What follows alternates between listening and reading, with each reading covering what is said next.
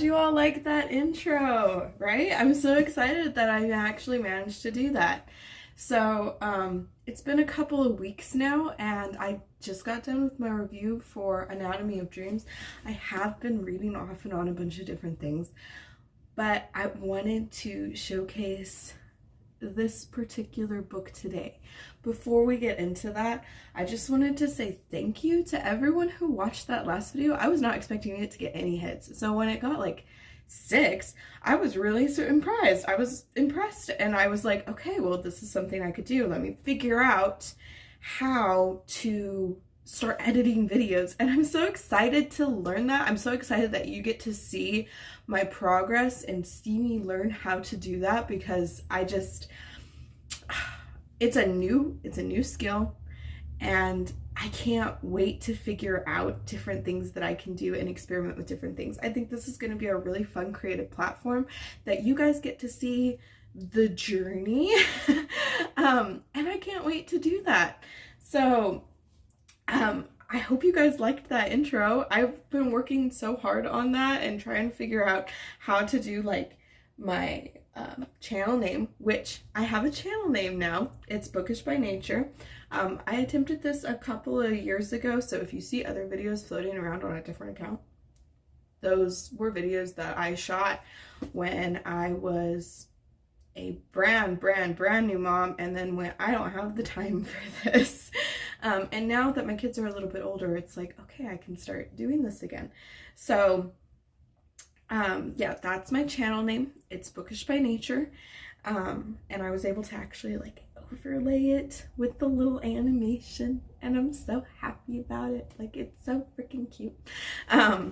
So yes, I'm very happy about that today. But without further ado, I figured I would talk to you about Where the Crawdads Sing. So this is a reread for me. This copy in particular, my aunt decided to pick it up. She's not from Colorado, she's from Kansas. And basically she went, well, I don't know if you've read this or not, but you know, give it a look and see if you like it. And I was like, oh, I have read that. And I have watched the video, and I do agree, this book is amazing.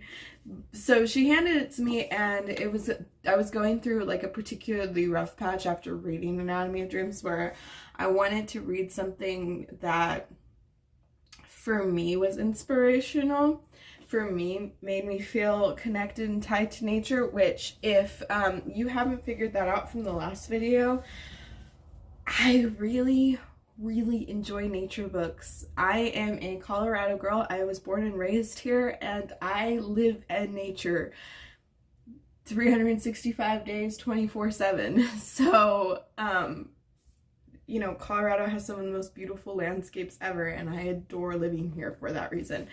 And I love finding literature that captures that joy and that love of nature and the world around us. So this book deals with a completely different biome, but it's still really amazing. We are following Kaya. She lives in the marshlands of North Carolina, and we are following 2 different perspectives. So we're following her past and we're following her present day. Present day, there was a man named Chase Andrews who ended up getting murdered, and they are trying to figure out if and when it is any connection towards our main character, Kaya. There is so much in this book to be deciphered. There is so much in this book, like I said, that is an ode to nature. There is so much pure, just love in this book that Delia Owens wove together such a beautiful story. And what's great about it is it spans genres. So one minute you feel like you're reading a thriller, the next minute you feel like you're reading a legal drama, then you feel like you're reading a contemporary, and then a romance. Sorry, my corgi is barking. So you're following all of these different perspectives and all of these different genres, and the way she wrote it was just a manifestation of nature. Like, it's just so gorgeous. There's a couple of things in here that just make you think about it. Like, just, it's such a good book. I wish I could find places where I highlighted it, because that's the whole point of highlighting a book. But I will say, as far as enjoyment for this book, I already gushed about it. I adore this book with every fiber of my being. This is one of my favorites. So I will say, if this is not one of your favorites, or if this is not something that you got down with and you read the last recommendation I had, which was Cloud Cuckoo Land, this might not be the channel for you, because that's all I really read and enjoy. I do like the occasional thriller, I do like the occasional contemporary, but anything that involves these themes is sure to be a hit with me, and if you're not on board with that, I'm really sorry. Let's see, what can I say about this other than to gush about it? I will say it is a very, very slow book. It is so, sometimes the slog in this is real, but I do think that makes the buildup of this so much more impactful when it does happen, because you're not there for the revelation at the end. You're there for the buildup that caused the revelation, if that makes sense. Does that make sense? Like, you're there to experience what life was like for this poor young girl, and you're not there for, well, what happens next? And I think that is where a lot of people are going to have a hard time with this book, because if you're very plot driven, and if you're very like, and then this happened, and then this happened, and this happened, and those events are what builds your impact and your thought on a book, you're probably not going to like this. Because I can agree with some people, like the ending of it was very predictable, but that's not why I liked it. Now, if you are very character driven, this book has everything for you. And again, maybe I'm biased because of the things that are going on in this book. This book deals with found family. This book deals with, abuse, both physical but also emotional and verbal abuse. This book deals with neglect. These are all trigger warnings, so if these are things you don't think you can handle at this time, please don't pick this up, because it's very impactful and it's very hard-hitting. But if there's something that you can deal with, like I know for me, this book was actually cathartic.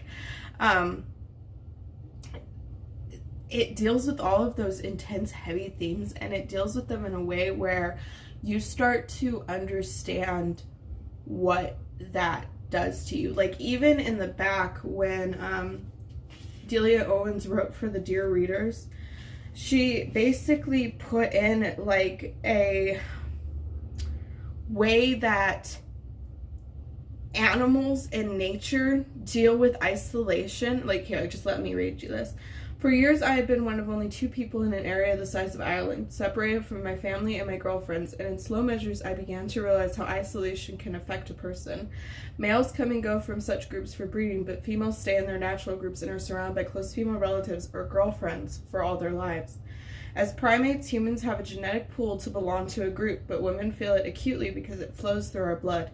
These observations lit a fire under me to explore the powerful behaviors we brought with us from eons in the wild.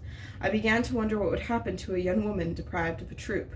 Like, that emotion and that feeling that Delia Owens describes when because she, I guess, did like a summer in Africa studying safari, that translates in this so well. There are so many allegories where Kaya, because Kaya doesn't have her family, ends up using the marshland to figure out how to behave as a human. And again, as someone who is in nature 24/7, as someone who is very connected to the world, not the world as the social construct that we think of as the world, but the world as in nature, just because I see it every single day. this book, absolutely beautiful for that. Like, there's a scene where she talks about the mating rituals of men, and basically she talks about how if you are a weaker male, you will flash and preen your feathers, you will use distraction techniques, and she mirrors that to showcase like how some men in our society decide that they're going to act like the biggest idiot and they're gonna puff up their chests, and like that whole I'm an alpha male mentality actually shows that they're kind of betas. She uses the world around her in order to form those connections and in order to figure out the world around her, and I adored that. I thought that that was so well, because at the end of the day, we're all freaking primates. Like, we're not anything to write home about. All of our social interactions and all of our social connections are things that we do by nature. They're not things that we've created for ourselves or manifested for ourselves because we are a stronger, more dominant species. It is literally by nature. That is how things act.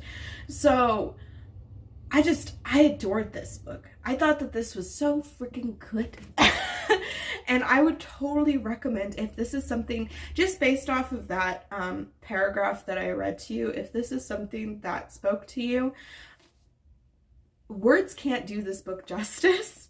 And I would recommend you picking it up, because the entire book reads like that. It's so pretty. And again, it's long and it's slow sometimes, but I think it needs that long slowness in order to build up the story. So that's my thoughts on Where the Crawdads Sing. I will say, since starting this, I do not have a camera. I am filming on a tablet, and I am going to be trying in the next couple of weeks to get a phone, because I just explained to you that I am not connected to the world around us.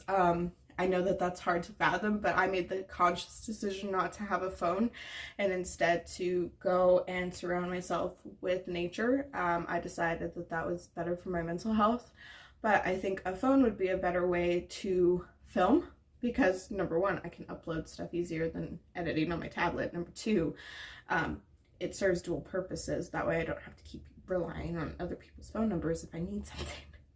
So in a couple of weeks, I'm going to plan on trying to get a phone with a good camera so that I can film better clips than just this.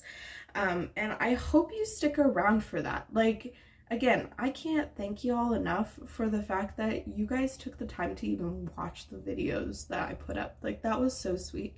So if you like more of this content, I'm sorry this was such a ramble. I seriously made an effort in my head. I was like, I'm not going to ramble about this book. I'm not going to ramble about this freaking book. I'm going to have clear, concise thoughts. And that didn't happen, because this book is like top 5 of all time. So it's very hard not to ramble about it. But I will be getting better about that. I will have clear, concise notes for the next one. And yeah, let me know what you guys want to see. I'm always down for suggestions, opinions, and reviews. Again, once I get a camera, I can start trying to vlog some of this stuff so you can see my reactions in person. I think that would be really, really fun. And I have a lot of really fun, creative ideas for what I want to do. I'm also going to try to start a TikTok. I have an idea already for that. I want to put up the top 5 best the top 5 best sci-fis of all time. Just because that's a genre I really enjoy. And I have at least 10 in my head, but I'm going to narrow it down to 5 for you guys. So, you know, once I get that up, I will let you know. I will link it down below and I will show you guys what that is. And I can't wait for this. This is so exciting. So thank you all for being here. I'm bookish by nature, and if you are too, I hope you really like and subscribe to these videos. Thanks so much. Bye.